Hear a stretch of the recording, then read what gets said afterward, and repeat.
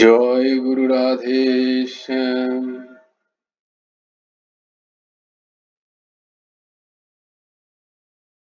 গুরুর ব্রহ্মা গুরুর বিষ্ণু গুরুর্দেব মহেশ্বর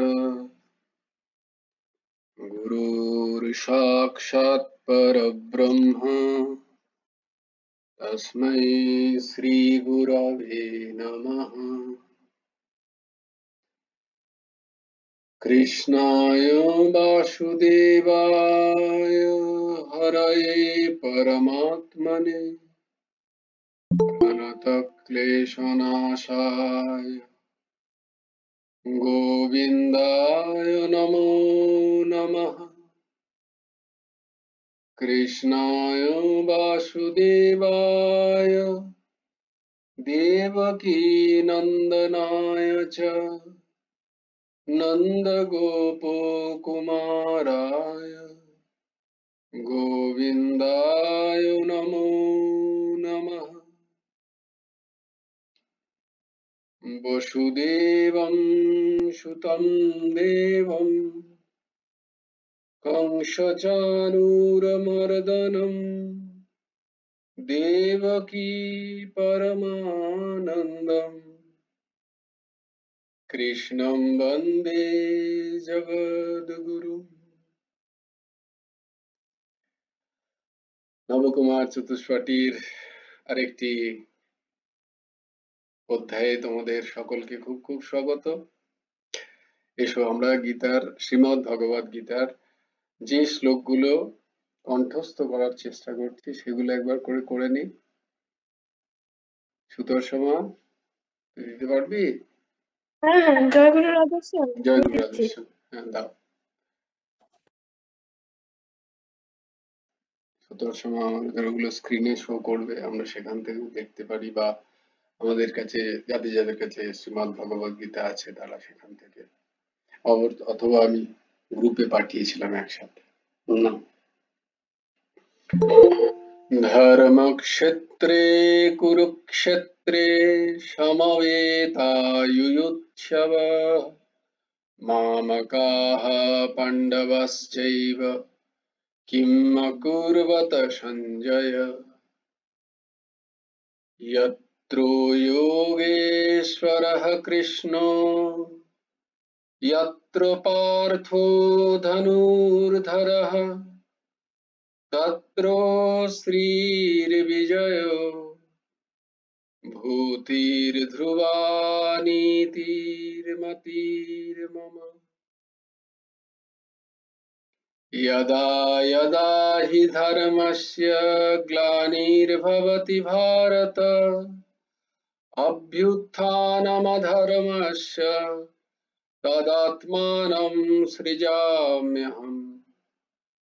परित्राणाय साधूनां विनाशाय च दुष्कृतां धर्म संस्थापनार्थाय संभवामि युगे युगे। कर्मण्येवाधिकारस्ते मा फलेषु कदाचन मा कर्मफलहेतुर्भू मा ते संगस्तु कर्मणि। योगस्थः कुरु कर्माणि संगं त्यक्त्वा धनञ्जय सिद्धो समो भूत्वा समत्वं योग उच्यते। विहाय कामान् यः सर्वान् पुमांश्चरति निःस्पृहः निर्ममो निरहङ्कारः स शान्तिम् अधिगच्छति।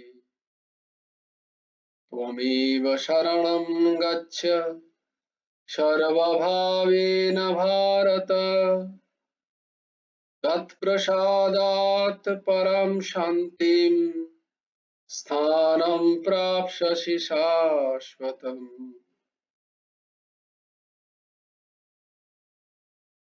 तद्विद्धि प्रणिपातेन परिप्रश्नेन सेवया उपदेक्षन्ति ते ज्ञानं ज्ञानिना त्वत्त्वदर्शिनः।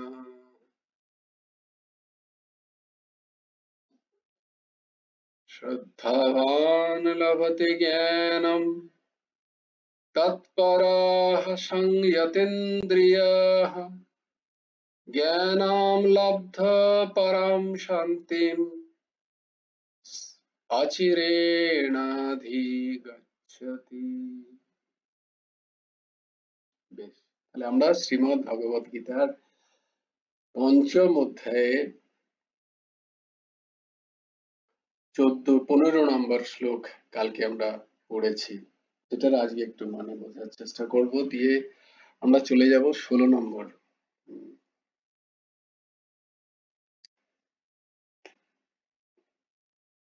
শ্লোকে। 15 নম্বর শ্লোকটা ছিল, আমার সাথে সাথে তোমরা উচ্চারণ করো, না দত্তে কস্যচিৎ পাপম না চৈব সুকৃতম বিভুঃ অজ্ঞানেনাবৃতম জ্ঞানম তেন মুহ্যন্তি অন্তভঃ। না দত্তে কস্যচিৎ পাপম না চৈব সুকৃতম বিভুঃ অজ্ঞানেনাবৃতম জ্ঞানম তেন মুহ্যন্তি অন্তভঃ। সর্বব্যাপী পরমাত্মা কারো পাপ বা কারো পুণ্য গ্রহণ করেন না, কিন্তু অজ্ঞানের দ্বারা জ্ঞান আবৃত থাকায় সকল জীব মোহগ্রস্ত হয়ে থাকে। কর্মফলের যে আমরা অংশীদার হই সেটা দু প্রকারে হয়, কারণ আমরা বারবার দেখছি একটা কথা যে করা এবং করানো, করা এবং করানো।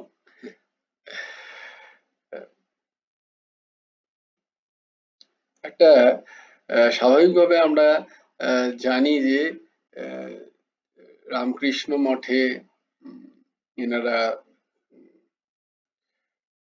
যেমন আমাদের সুতোর সাথে সুপর্ণা দিয়ে আছেন, যারা ওরা মাংস মাছ আদি খাওয়াকে খুব একটা বারণ করেন না প্রথম দিকে, কিন্তু স্বামী বিবেকানন্দ ওনার একটি লেকচার থেকে সংকলিত, বেশ কয়েকটা লেকচার থেকে সংকলিত একটি বই আছে, তোমরা যদি কেউ পারো জোগাড় করতে পারো, ভক্তিযোগ বা প্রেম যোগ বলে আছে। আমি হিন্দিতে পেয়েছিলাম বইটা কন্যাকুমারীতে, তো আমি হিন্দিতে কিনেছিলাম, তো আমার মনে হয় ভক্তিযোগ বোধহয় বইটা বাংলায় আছে। তো সেখানে উনি যখন প্রেম যোগ সম্বন্ধে যে বক্তব্য রাখছেন ইংল্যান্ড এবং আমেরিকাতে, সেইটার সংকলন করে লেখা। সেখানে কিন্তু তিনি বলছেন যদি ভক্তিযোগের রাস্তায় যদি যেতে হয়, ভক্তিযোগের পন্থায় যদি যেতে হয়, তাহলে কিন্তু আহার বিহারের দিকে খুব খেয়াল রাখতে হয়। এবং সেখানে তিনি উদাহরণ দিচ্ছেন রামানুজাচার্যের কথা তিনি সেখানে বলছেন যে রামানুজাচার্য যেটি বলছেন যে আমাদের যে খাদ্যের, প্রথমেই বলছেন যে যদি তুমি অত্যন্ত চেতনশীল হয়ে যদি আধ্যাত্মিক রাস্তায় এগোতে চাও, যে মার্গেই হোক, ভক্তি মার্গেই হোক, ভক্তি মার্গ মানে তো শুধু পূজা অর্চনা নয়, ওই ভগবানকে ভালোবাসা, ভগবানকে অকৃত্রিম ভগবানের প্রতি প্রেম যদি তোমার প্রাপ্তি হতে হয়, তাহলে উনি বলছেন স্বাভাবিকভাবেই ভক্তি মার্গের তো সবাই বলেনি যে আহার বিহারের দিকে খেয়াল রাখতে, কিন্তু স্বামী বিবেকানন্দ রামানুজাচার্যের ভাব এখানে তিনি সম্পূর্ণ সব জায়গায় প্রকাশ করছেন যে রামানুজাচার্য কি বলছেন যে ভক্তি মার্গে যদি তোমায় আগে এগোতে হয়, তাহলে আহার বিহারের দিকে খুব খেয়াল রাখতে হয়। এবং প্রথম তিনি বলছেন আহারের দিকে, আহার মানে একদম বস্তু আহারের কথা বলছেন। আমরা যে আহারের কথা বলি সেটাও আছে, কিন্তু তিনি একদম বস্তু আহারের কথা বলছেন। বলছেন সেখানে একটা জায়গা অদ্ভুত, তিনি বলছেন আমেরিকা ইংল্যান্ডে বলছেন তিনি, অন্য কোথাও নয়। বলছে যে আহ ইংল্যান্ডে তখনকার তিনি উদাহরণ দিচ্ছেন যে যারা কসাইয়ের কাজ করে, যারা আম, এই ধরনের মাংস আদি কেটে বিক্রি করে, তারা কিন্তু সেই সময় তারা কিন্তু সেই সময় ইংল্যান্ডে আইন প্রণয়ন করার আহ, যে একটা সংস্থা ছিল, বার কাউন্সিল এই ধরনের কিছু একটা, সেখানে কিন্তু তাদের ইলেকশনের যোগ্যতা ছিল না। দেখো, তো তিনি বলছেন যে স্বভাব অনুযায়ী, যার স্বভাব ওইরকম তমগুণী, পরম তমগুণী স্বভাব, যাদের মাংস কেটে আদি আদি মানে পশুকে হত্যা করে সেগুলোকে গ্রহণ করার প্রবৃত্তি জাগছে বা তার ব্যবসা করছে, তাদেরকে সেখানে মানে ওই আহ, আইন প্রণয়নের যে সংস্থা, আইন প্রণয়নের যে জায়গা, সেখানে তাদের অধিকার ছিল না তাদের ঢোকার, মানে ইলেক্ট করা যেত না তাদেরকে, তাদেরকে মনোনয়ন করা যেত না। অন্যান্য কোথাও যেত, কিন্তু এরা কিন্তু সেই সুযোগটা পেত না। তাই তিনি বলছেন যে স্বভাবতভাবেই এই কাজ কিন্তু তমোগুণী কাজ। হুম? মাংস বিক্রি করা বা সেটা গ্রহণ করা খাদ্য হিসাবে, এটা কেন তমোগুণী কাজ? না, এগুলো থেকে চিত্ত বিক্ষেপ হয়, চিত্ত প্রচন্ড পরিমাণে বিক্ষেপ হয়। আহ, মন স্থির রাখতে গেলে তোমাকে সাত্ত্বিক আহার করতেই হবে। তিনি কিন্তু এই জায়গাটা উল্লেখ করছেন। আর এই সাত্ত্বিক আহার না করলে ধোবানো স্মৃতি আসবে না, ভগবানের প্রতি আহ, চিন্তন আসবে না, এবং মন একাগ্র হবে না। স্বাভাবিকভাবেই আহ চঞ্চল মনে ভগবত চিন্তন নিরন্তর হয় না, এটাই স্বাভাবিক। তো ভগবত চিন্তন যদি নিরন্তর করতে হয়, যদি ভগবানের কথা নিরন্তর ভাবতে হয়, তাহলে কিন্তু মনকে শান্ত করতে হবে। আর মন শান্ত হয় একমাত্র, প্রথমেই যেটা দরকার সেটা হচ্ছে আহার। আহার শুদ্ধি না হলে মন খুব চঞ্চল হয়। এবং তাই জন্যই বৈষ্ণবীয় পরম্পরা বা জৈন পরম্পরাতে দেখো, আহ ওখানে পেঁয়াজ রসুনটাও বাদ দেওয়া হয়েছে। সবাই বলে, জিজ্ঞেস করে প্রায়ই আমাকে, যে পেঁয়াজ রসুন খায় বা ওটা তো একটা ফ্রুটস, ওটা তো একটা ফল, ওটা তো একটা সবজি, ওটাতে তোমাদের অত প্রবলেম কোথায়? ঠিক আছে, না নন ভেজটা মানলাম, কিন্তু পেঁয়াজ রসুনের সমস্যাটা কোথায়? প্রায়ই হয় খায়া, তো ভেজ ভেজ রেজেছি, বলে সেটাও তো চলবে না, এটা কেন এরকম? বলল কারণ হচ্ছে, এর মূল কারণই হচ্ছে মনের ওই সংযোগ, মনের একাগ্রতা থেকে। পেঁয়াজ রসুনও একটু উত্তেজক পদার্থ, পদার্থগুলো কি আহ উত্তেজক পদার্থ, তাই জন্য ওগুলোর সেবনেও কি হয়, উত্তেজনা তৈরি হয়, শরীরে গরম আসে, তার ফলে কি হয়, মন কিন্তু চঞ্চল হয়ে যায়, মন শান্ত হবে না। যাদের এরকম মনে হচ্ছে যে আমার মন খুব অশান্ত, আমি মনকে স্থির করতে পারছি না, তাদের কিন্তু প্রথমেই এই আহারের দিকে খেয়াল রাখতে হবে। এইটা দেখো, আমি পাইনি স্বামী বিবেকানন্দর, কারণ আমি স্বামী বিবেকানন্দর এই দাস আরেকটা জায়গায় পড়েছিল, আম, স্বামী শিষ্য সংবাদ, তিনি শরৎচন্দ্রের সাথে ঘুরে ঘুরে যে সংবাদ করছেন, সেখানে সেটা লেখা আছে, তিনি শ্রী শরৎচন্দ্রকে বলছেন যে না তুই খাবি, কোনো চিন্তা নেই, খা, ডিমটা খাস না, মাছ মাংস খা, সাত্ত্বিক রান্না করে খা, কোনো অসুবিধা নেই, যা পাপ হবে। এই দেখো, পাপের কথা কিন্তু তিনি স্বীকার করছেন, অস্বীকার করছেন, বলে যা পাপ হবে তবে আমার। স্বামী শিষ্য সংবাদ যদি তোমাদের জোগাড় করতে পারো, অবশ্যই পড়ো, খুবই উচ্চকোটির একটা আধ্যাত্মিক আহ বই। তো সেখানে কিন্তু এই জায়গাটাতে দেখো, তিনি কিন্তু ইংল্যান্ডে গিয়ে বলছেন, এই গীতার এই শ্লোকটাই যেন তিনি বলছেন যে আমরা কসাইকে তুমি দোষ দিতে পারো না, কসাই মাংস কাটছে, গরু কাটছে বা ছাগল কাটছে, তুমি কিন্তু তাকে দোষ দিতে পারো না। দোষ কাকে দিতে পারো? দোষ তাহলে কার জন্য, যত তুমি ছেড়ে দাও, তুমি যদি খাওয়া ছেড়ে দাও, তাহলে ও কাটতে পারবে না, ও অন্য কোনো বিজনেস খুঁজবে, ও অন্য কোনো জীবিকা খুঁজবে। ওর যদি একটা পশু হত্যা করে ওর যদি সেটা বিক্রি না হয়, ও কাল পরের দিন কেন হত্যা করবে? আর হত্যা করবে না। তাহলে আহ, ওর যে পাপের কারণে যারা তোমরা এটা ওর কাছ থেকে কিনে খাচ্ছ, তারাও কিন্তু একই পাপে দোষী হয়ে যাবে, সেটাই ভগবান এখানে বলছেন। যে কর্মফলের অংশীদার দুজনই, মানে দুভাবে হয়। যে কর্ম করে সে তো কর্মফলের সরাসরি অংশীদার হলো, আর যে অপরের দ্বারা কর্ম করায় সেও কর্মফলের অংশীদার। যে অপরের দ্বারা কর্ম করাচ্ছে সেও কর্মফলের অংশীদার। মানে আমি হয়তো আমি তো কাটিনি, আমি তো সেই পশুকে হত্যা করিনি, কিন্তু এই বলে তুমি বেঁচে যেতে পারো না। তুমিও যেহেতু তুমি তার পশু হত্যার জন্য তুমি প্রেরণা দিচ্ছ, কনজিউম করে, তুমি একজন কনজিউমার, তুমি যে সেটা কিনছো, তাতে তুমিও কিন্তু অংশীদারি হয়ে যাবে। ভগবান এমনটাই বলছেন। কিন্তু ভগবান বলছেন যে আমি এই সব কিছু করেও, এই সমস্ত বিশ্বের কর্ম করিয়ে এবং কর্ম করেও আমি কিন্তু এসবের থেকে আলাদা।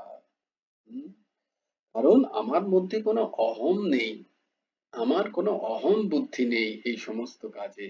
তাই তিনি কর্ম করেনও না আর কর্ম করানো না। কেমন? উদাহরণস্বরূপ কেমন? না ধরো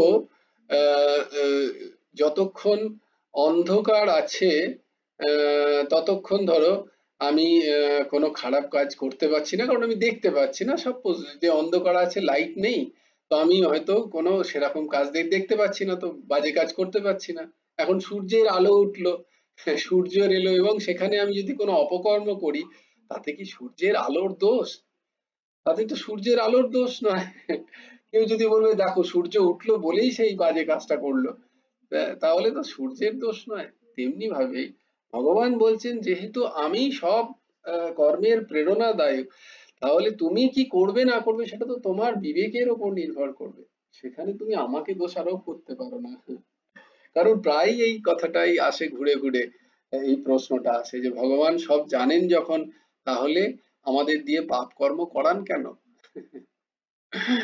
এই প্রশ্নটা প্রায়ই জাগে সবার মধ্যে সৎসঙ্গ করতে করতে, যে তিনি কেন পাপ কর্ম করান আমাদের দিয়ে? তিনি তো সবসময় পুণ্য কর্মই করাতে পারতেন। তো ভগবান না পাপ কর্ম করেন, না পাপ কর্ম করান, না পুণ্য কর্ম করেন, না পুণ্য কর্ম করান। কিন্তু এই সবের, এই যে কর্তৃত্ব বোধ, এই সব কিছুর করার যে মূল স্রোত, সেটা কিন্তু একমাত্র প্রভু।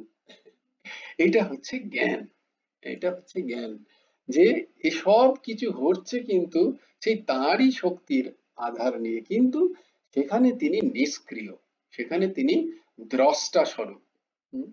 তিনি এই সমস্ত কর্মের মধ্যে লিপ্ত হন না। তাই এই যে জগৎ সংসারে শরীরাদি ক্রিয়া সম্পন্ন করে ওই শরীরাদি দ্বারা কৃত পাপ পুণ্যের সঙ্গে পরমাত্ম যে তত্ত্ব, সেই তত্ত্বের কিন্তু বিন্দু মাত্র কোনো সম্বন্ধ থাকে না। এখন ভগবান বলছেন তাহলে কি করা যায়? এর উত্তরটা কি? না, ভগবান বলছেন স্বাভাবিক খুব খুব গভীর স্তরের চিন্তা করলে দেখা যায় যে জীব জগৎ সবই তার পূর্বপূর্বিত কর্মফলে আবৃত হচ্ছে, তাদের কর্ম। এটা আমি একবার শ্রী গুরুদেবকেও জিজ্ঞেস করেছিলাম, পরমহংস ঠাকুর শ্রী হেমন্ত দেবজিউকে, যে প্রভু এই যে কোনো কেউ খারাপ কর্ম করছে, তার প্রেরকও তো সে তো খারাপ কর্ম করলো, তাহলে তার তো কর্মফল আবার খারাপ হলো, এবং সেই কর্মফলে সে আবার দুঃখ ভোগ করবে। সেখানে সে তো আবার তার প্রবৃত্তি খারাপের দিকে যাবে। তাহলে বাঁচবে কি করে সে জীব? সে যাবে কোথায়? কারণ ঠাকুর বলছেন যে না, সমস্ত নিজস্ব কিছু নেই, সব হয় ভগবানেরই প্রেরণায়। সেই একটা কথা তখন বলেছিলেন তিনি। কিন্তু এখানে মনে হয় তাহলে এবার চলবে কি করে? তাহলে সদ্বৃত্তি তৈরি হবে কি করে?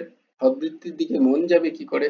তাই প্রথমে এই মানি সংখ্যাতে কাজ করতে হয়। যতক্ষণ অহম আছে, যতক্ষণ আমি আছি, ততক্ষণ আমার দ্বারা শুভ কর্ম হয়, অশুভ কর্ম হয়। ব্যাপারটা খুব খুব সূক্ষ্মভাবে বোঝার চেষ্টা করো, মানে সরি আমি বোঝানোর চেষ্টা করি তোমাদের, যে যতক্ষণ আমি আছি, হ্যাঁ, ততক্ষণ আহ, আমার দ্বারা কর্ম যখন হচ্ছে, যখন আমি আমার বুদ্ধি লাগাচ্ছি, যখন আমি আমার আমি আমার অভিজ্ঞতাকে লাগাচ্ছি কোনো কর্ম করতে, তখন সেই অভিজ্ঞতায় বা সেই বুদ্ধিতে কিন্তু শুভাশুভ কর্মের বোধ আছে। আছে কি নেই? তোমরা সবাই ভালো করে ভাবো, যে যখন আমি করছি আমার বুদ্ধি দিয়ে, আমার অভিজ্ঞতা দিয়ে, তখন সেই অভিজ্ঞতায় যে কর্ম আমি করতে যাচ্ছি, সেই কাজটা ঠিক না ভুল, সেটা আমি জানি কি জানি না ভেতর থেকে। সেই কাজটা কাউকে দুঃখ দেবে না কাউকে আনন্দ দেবে সেটা আমি খুব ভালো করে জানি। হ্যাঁ, সেই জেনে আমি কাজটা করছি কিন্তু। তাহলে যতক্ষণ এই জানাটা আছে, ততক্ষণ কিন্তু ওই শুভ অশুভ কর্মের শুভ অশুভ কর্মের কর্মের প্রতি একটা ফ্রি উইল, একটা আহ, স্বাধীন, কি বলবো ওটাকে, উইল মানে উম, ইচ্ছা, একটা স্বাধীন ইচ্ছা কাজ করে, এটা বুঝতে হয়। সেখানে কিন্তু ভগবান প্রেরণাদায়ক এটা বলাটা তখন কিন্তু খাটে না, যে আমার তো ভগবান প্রেরণা দিল তাই আমি এই মানুষটাকে কষ্ট দিচ্ছি, আমার তো এতে কিছু নেই। আমি কষ্ট দিচ্ছি এই বোধটা আছে তার, তাহলে এখানে আমার কিছু নেই বললে হবে না কিন্তু, তাহলে ওই সেই ইন্দ্রের গল্পের মতো হয়ে যাবে, আমি করিনি আমার হাত করেছে। ইন্দ্রকে ধরতে গেছিল, হ্যাঁ, ব্রহ্ম সাপ। তো ইন্দ্র বললো এরকম তো হয় না, আমি করেছি, বলে হ্যাঁ, বললে হাত করেছে। বলে এইরকম তারাই বলতে পারে যাদের ব্রহ্মজ্ঞান হয়ে গেছে। হ্যাঁ, যে ব্যক্তি এই কথা বলছেন, তার যদি ব্রহ্মজ্ঞান সম্পন্ন মহাপুরুষ হন তিনি, তাহলে এই দোষ ব্রহ্মসাপ তুমি আমাকে এসে ধরো, কিন্তু আমাকে একবার পরীক্ষা তো করতে দাও। তো তখন তিনি পরীক্ষা করতে এলেন, ওই মনে আছে তো গল্পটা, যে এক গোমাতাকে মেরে দিয়েছিলেন, তার বাগানে ঢুকেছিল, ফুল ফল খেয়ে নিচ্ছিল বলে, সেই বাগানের মালি আর কি, বা সেই বাগানের মালিক যে, সে এমন একটা লাঠি মেরেছে, দিয়ে গোমাতার মাথায় লেগেছে, সে মারা গেছে। এবার সেটাকে ব্রহ্মশাপ হয়ে গেছে তার, সেটাকে লুকানোর জন্য তার বাগানেই সে গোমাতাকে আহ সমাধিস্থ করেছে। এবার সবাই এসে বলে আমি এটা করেছি, আমি এটা করেছি, এই বাগানের ফলের গাছ আমি লাগিয়েছি। দিয়ে যখন ব্রহ্মা সাহেব এসে ধরতে বলে না এটা তো গোমাতাকে তো আমি মারিনি, আমার হাত মেরেছে। তো হাতের অধিষ্ঠাত্র যে দেবতা, তুমি তাকে ধরো, এর মধ্যে আমার কোথাও কিছু নেই। তো ব্রহ্মা সাহেব গেছে এবার ইন্দ্রকে ধরতে, ইন্দ্র হচ্ছেন হস্তের অধিষ্ঠাত্র দেবতা।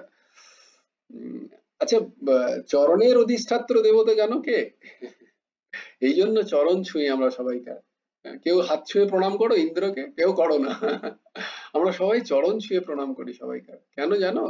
কারণ চরণের অধিষ্ঠাত্র দেবতা হচ্ছে নারায়ণ, তাই জন্য আমরা সবাই চরণ ছুঁয়ে প্রণাম করি। হ্যাঁ, তো যাকে, তো ব্রহ্ম সাহেব গেছে ইন্দ্রের কাছে, যে আপনাকে তো আমার ফল ভোগ করতে হবে। বলে কিরকম? বলে এই ব্যাপার। বলে দেখি চলো সে কেমন ব্রহ্মজ্ঞানী, যদি সে পুরুষ হয়ে যায়, তার যদি কোনো দেহাতীত ভাব না থাকে, তাহলে আমি অবশ্যই এই পাপ কার্যের জন্য ব্রহ্ম শাপ স্বীকার করব। তো সে এসে ব্রাহ্মণ বেশে এসে জিজ্ঞেস করছে সেই মালিককে, বাগানের মালিককে, এই এত সুন্দর ফল গাছ কে লাগিয়েছে? বলে আমি লাগিয়েছি। এই এত সুন্দর সুন্দর ফুলের গাছ, অপূর্ব দেখতে, এটা কে লাগিয়েছে? বলে এটাও আমি লাগিয়েছি। ওহো কি সুন্দর ছোট ছোট কি বলে লতা পাতার গাছ, বাহারি গাছ, এগুলো কে লাগিয়েছে? বলে এগুলো আমি লাগিয়েছি। এত সুন্দর বাগানটা শুধু আপনি করেছেন? বলে হ্যাঁ, সব আমি একা হাতে করেছি। ও আচ্ছা আচ্ছা, এইখানে একটা ঢিবি দেখতে পাচ্ছি, এই ঢিবিটা কি করেছে? তো এই ঢিবিটা কি ব্যাপার? তো বলছে তখন আমতা আমতা, না না এটা কিছু না, এটা কিছু না, না না কিছু তো একটা ব্যাপার, সব জায়গায় সমতল, এখানটা এরকম ঢিবি মতো কেন? এখানটা একটু খোঁড়া খোঁড়া লাগছে, এটা কে করেছে? বলে না না এটা আমি জানি না। যে আচ্ছা, বাগানের ফলের গাছ তুমি লাগিয়েছো, ফুলের গাছ তুমি লাগিয়েছো, বাহারি গাছগুলো সব তোমার লাগানো, বাগান সব সুন্দর করে তুমি সাজিয়েছো, আর এখানে যেটা ঢিবিটা আছে সেটা তোমার কর্ম নয়? তাহলে কে করলো, কি আছে ওতে? দিয়ে সেটা বার করে যাকে সেই দেখা গেল যে গোমাতা। বলে এইটা কে করেছে? তখন সে তো আর বলতে পারে না। এইবার তো তুমি বলতে পারো না যেটা আমার হাত করেছে, বাকি সব তুমি করেছো, মানে এটাও তুমিই করেছো, এই যে ভাব। মানে আমি জানি যেটা এটা অশুভ কর্ম, এটা পাপ কর্ম, তাহলে সেটা যখন আমি করছি, আমার কিন্তু বোধ আছে, আমার কিন্তু বুদ্ধি আছে, আমার কিন্তু অভিজ্ঞতা আছে যে এটা ঠিক নয়, এটা কাউকে কষ্ট দেবে, এই ধরনের বোধ থেকে যদি আমি করি, তখন কিন্তু এটা মানতে হয় যে জীবের একটা ফ্রি উইল বলে জিনিস আছে। হুম?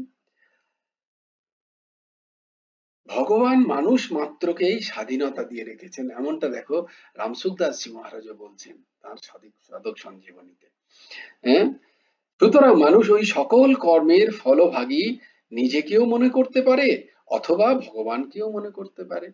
যদি সে ভক্ত হন, আস্তে আস্তে সে কি করে, তার সমস্ত কর্মফল ভগবানে অর্পণ করেন। এইরকম যদি কেউ ভক্ত হন, তাহলে ভগবান বলছেন যোগক্ষেমম বহাম্যহম, আমি তোমার সমস্ত কর্মের ফল আমি ভোগ করব, তুমি যদি সবটা আমাকে অর্পণ করে দাও। আর যদি নিজের কর্তৃত্বপনতা নাও, সেই স্বাধীনতার যদি ভুল ব্যবহার করো, যদি সেই, তাহলে নিজের করতে আমি করেছি এই ভাব হবে, তাহলে তার তো ফল তোমাকেই ভোগ করতে হবে। এটাই ভগবান বলছেন। সেখানে কিন্তু আমি নিষ্ক্রিয়, সেখানে আমি দ্রষ্টা স্বরূপ, এই কর্মতে আমি কোথাও নেই, এমনটা। তো ভগবান বলছেন অজ্ঞান শব্দের মধ্যে যে নঞ্চ আছে অজ্ঞানের মধ্যে, তা কিন্তু জ্ঞানের অভাব এরম নয়। অজ্ঞান মানে কিন্তু জ্ঞান নেই এরকম নয়। আমি বারবার তোমাদের উদাহরণ দিয়েও বোঝাই, আমরা কিন্তু বস্তুত সত্যি কথা বলছি, একদম জ্ঞানের কথা বলছি। আমার চোখ, আমার নাক, আমার শরীর, আমার হাত, আমার পা, সম্পূর্ণ জ্ঞানের কথা। কিন্তু আমরা মানি না, অমানতা, অমান্যতাটাই হচ্ছে অজ্ঞান। তাহলে অজ্ঞান কি, বুঝতে পেরেছো তো? অজ্ঞান মানে হচ্ছে যে জ্ঞান সম্পূর্ণরূপে আমার মধ্যে বর্তমান, সেটাকে অসম্পূর্ণ রূপে স্বীকার করা। আমি অসম্পূর্ণ রূপে স্বীকার করছি, আমি সবকিছু আমার আমার বলছি, দিয়ে কিন্তু যখন শরীরের ক্ষেত্রে সেটাও আমি আমার বলছি, কিন্তু দেখালে বলছি এটা আমি, শরীরটাকে আমি বলে ফেলছি। দেখো এতক্ষণ সব আমার আমার বললাম, তার মানে আমি আর আমার এই দুটো বস্তু পৃথক। যদি আমার টেবিল হয়, আমার চেয়ার হয়, আমার ঘর হয়, আমার বাড়ি গাড়ি হয়, তাহলে আমি আলাদা, আমার বাড়ি গাড়ি চেয়ার টেবিল এরা আলাদা। তেমনি আমার শরীর, তাহলে আমি তো শরীর নই, তাহলে আমি আলাদা, শরীর আলাদা, এরকম আগে ভেবে নিতে হয়। এই যে ভাবনাটা আমি বলছি, জ্ঞান আছে আমার মধ্যে, কিন্তু আমার যেহেতু ভাবনাটা একটা জায়গায় অসম্পূর্ণ রূপে স্বীকৃতি পাচ্ছে, স্বীকার হচ্ছে অসম্পূর্ণ, এইটাকে বলা হয় অজ্ঞান। এই অজ্ঞানের দ্বারা জ্ঞান আবৃত। কিরকম বলে, বস্তুত জ্ঞানকে তো আবরণ করা যায় না, জ্ঞানকে অজ্ঞান কি করে আবরণ করবে? অজ্ঞান যার কোনো অস্তিত্বই নেই, জ্ঞানকে সে আবরণ আবরিত করবে কি করে? তো বস্তুটা মেনে নেওয়া আবরণ, এটা হচ্ছে ভুল, ভুল করে একটা মেনে নেওয়া আবরণকে আমরা স্বীকার করে নিচ্ছি বলে জ্ঞান থাকা সত্ত্বেও তার উপলব্ধি বা তার প্রকাশ আমরা আমাদের জীবনে দেখতে পাচ্ছি না। এইটাই হচ্ছে এই শ্লোকের মূল ব্যাখ্যা। পরবর্তী শ্লোকটা দেখি আমরা। পরবর্তী শ্লোকে সেই একই কথা ভগবান সুন্দর করে আরো বোঝানোর চেষ্টা করছেন। আমার সাথে সাথে তোমরা উচ্চারণ করো 16 নম্বর শ্লোক।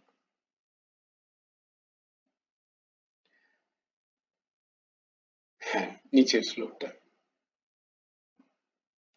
জ্ঞানেন তু তদ্জ্ঞানম, জ্ঞানেন তু তদ্জ্ঞানম येषां नाशितमात्मनः, येषां नाशितमात्मनः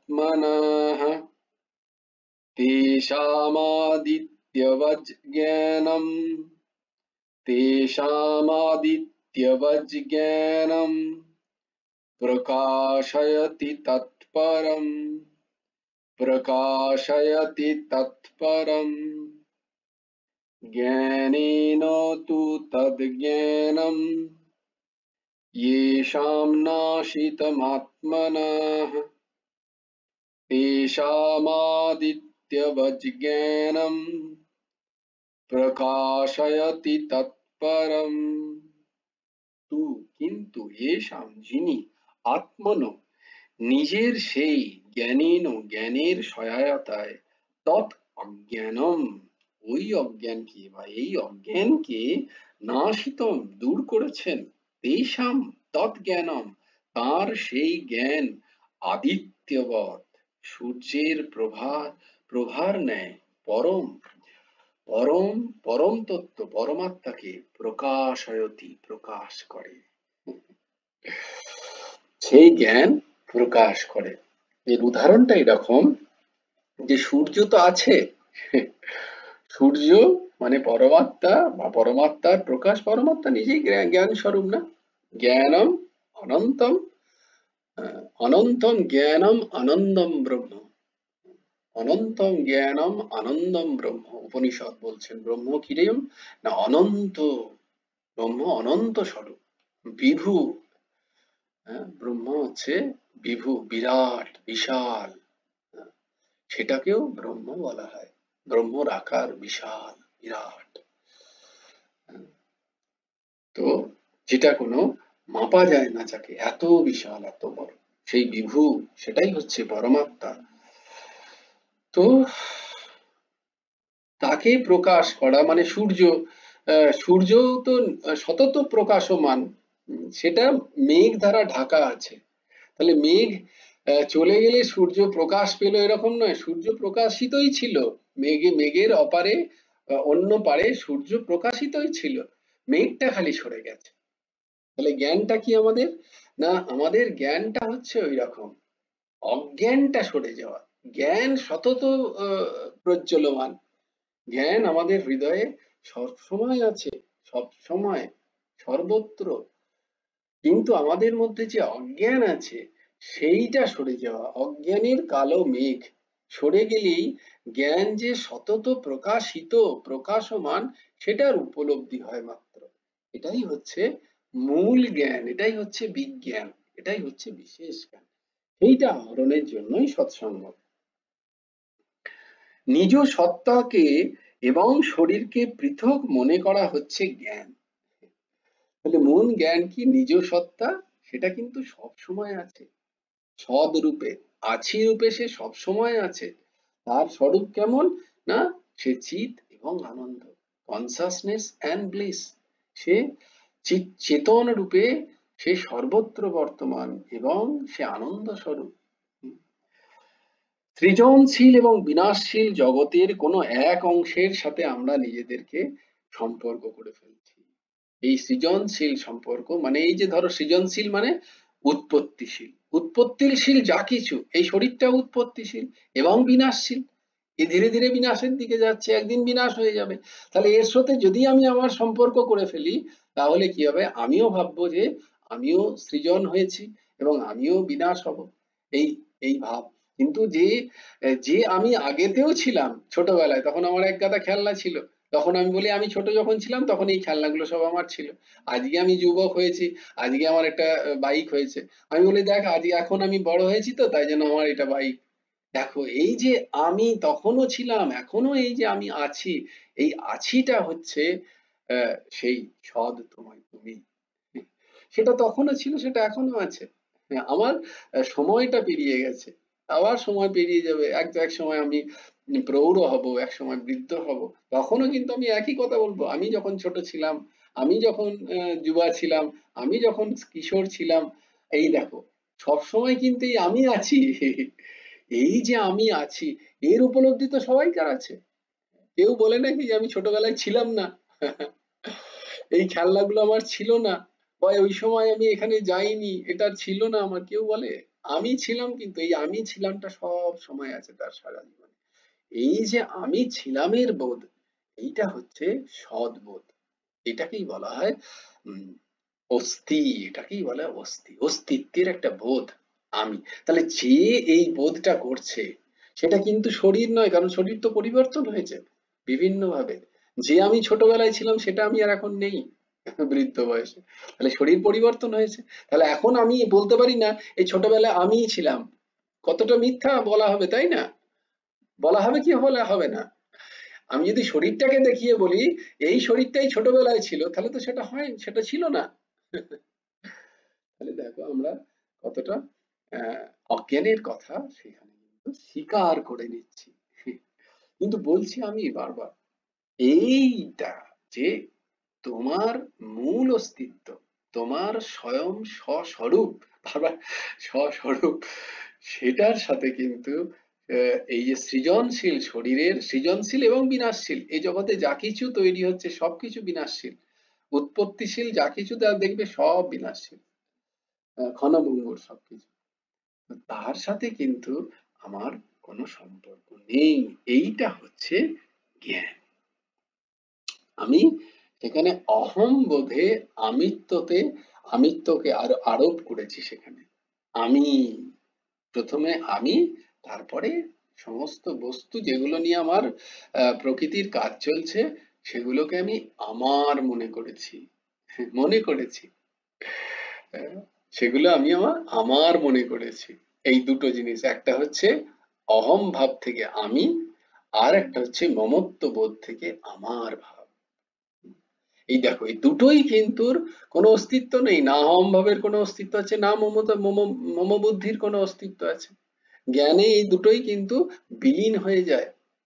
তাহলে যার কোনো অস্তিত্বই নেই, সেই সেই জিনিস থেকে উদ্ভূত যে বোধ, তাহলে তারও অস্তিত্ব থাকার কথা নয়। মানে আমিত্ব বোধ এবং মমত্ব বোধ, আমি এই এবং আমার এই যে বোধ, এই যে বুদ্ধি, এই যে এটা অজ্ঞানকৃত, এটা জ্ঞানের কথা না।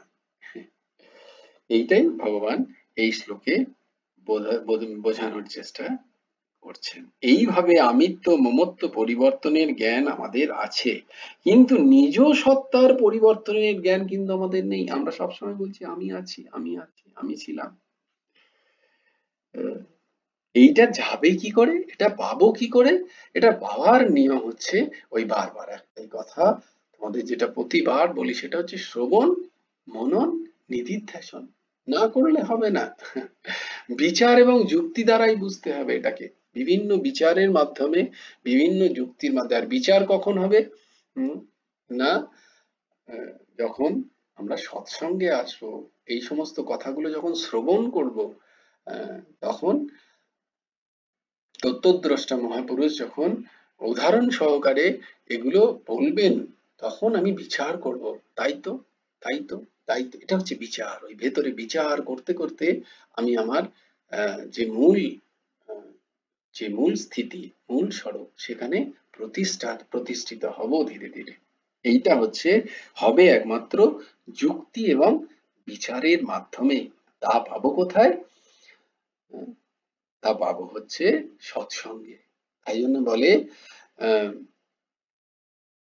বিনু সৎসঙ্গ বিবেক না হই, রাম কৃপা মিলে, রাম কৃপা বিনা মিলে না সই। বিনু সৎসঙ্গ, বিবেক না হই। আর এই বিবেক দিয়েই বিচার করতে হয়। জ্ঞানের আরেকটা সংজ্ঞা তোমাদের একদিন বলেছিলাম, যে জ্ঞান মানে কিছু ইনফরমেশন নয়, কিছু তো পুঁথিগত বিদ্যা জ্ঞান নয়, আমি উপনিষদ বেদ সব মুখস্থ করে ফেললাম, এটা নয়। বিবেকের জাগৃতি হচ্ছে জ্ঞান। কোন বিবেক? না নিত্য অনিত্য বস্তুর বিবেক। এইটাই হচ্ছে জ্ঞান। আমি বহু পুঁথি পড়লাম, আমি বহু সৎসঙ্গ করলাম, অথচ আমার নিত্য অনিত্য বস্তুর যে জ্ঞান, সেই জ্ঞান হলো না, তাহলে কিন্তু বলা যায় যে আমার বৃথা গেছে সময়গুলো। তো এই নিত্য অনিত্য বস্তুর জ্ঞান কি করে হবে, বিবেক কি করে হবে? না বিচার দ্বারা, যুক্তি, শ্রবণ এবং সেই যুক্তির বিচার, যে হ্যাঁ সেটা ঠিক কি না, সেটাই হচ্ছে বিজ্ঞান, বিশেষ জ্ঞান। মানে অনুভব, উপলব্ধি। এই জ্ঞানের অনুভব, উপলব্ধি হয়।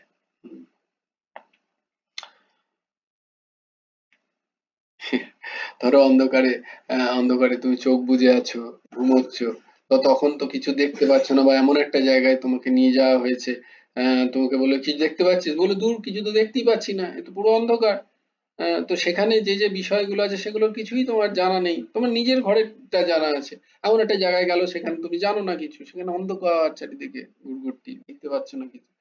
দিয়ে দিয়ে ধরো লাইট জ্বালিয়ে দেওয়া হলো, তো লাইট জ্বালিয়ে দিলে এইবার এই সমস্ত বিষয়গুলো প্রকট হলো, বা তারা জন্ম নিল। আদৌ কি সেটা হলো?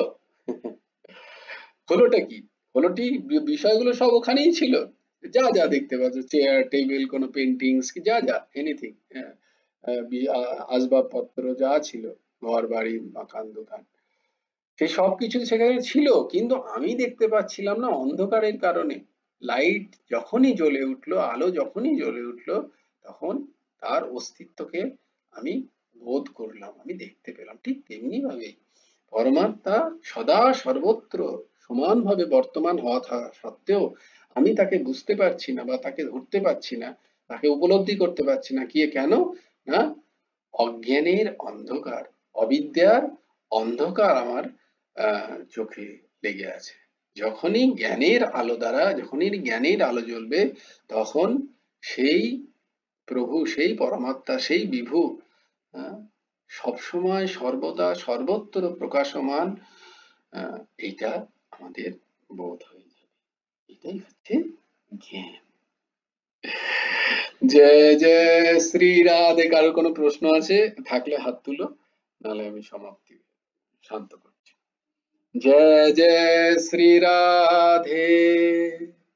রাধে শ্যাম শ্যাম শ্যাম রাধে রাধে, রাধে কৃষ্ণ কৃষ্ণ কৃষ্ণ রাধে রাধে। ভজ গুরু হেমন্ত দেব রাধে শ্যাম, জপ হরে কৃষ্ণ হরে রাম। हरि ओम। जय जय श्री राधे, जय जय श्री राधे, जय जय श्री राधे। हरि बोलो, हरि बोलो, हरि हरि बोलो।